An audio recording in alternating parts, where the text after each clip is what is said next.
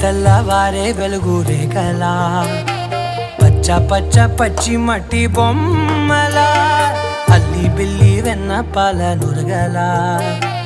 అచ్చ తెలుగు ఇంటి పూల కొమ్మలా దేవదేవుడే పంపగా ఇలా దేవతే మా ఇంట అడుగే పెట్టెనంట బ్రహ్మ కళ్ళలో కాంతులే మా అమ్మలా మా కోసం మళ్ళీ లాలి పాడేనంట.